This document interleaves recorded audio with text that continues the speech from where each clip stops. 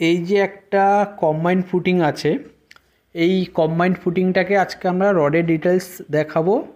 আর এইখানে মেইনলি প্রথমে আমার সিসি করা হয়ে গেছিলো।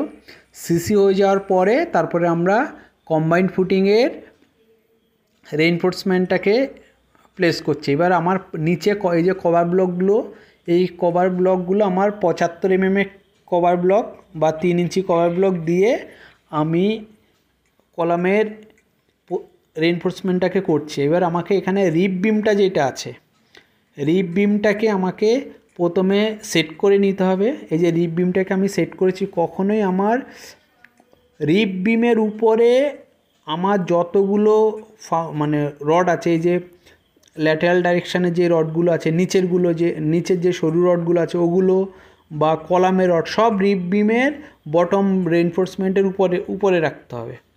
কখনো ভুল করে কলামের যে লেগগুলো আছে ওগুলো রিপ বিমের বটমের রেইনফোর্সমেন্টের নিচে রাখা যাবে না।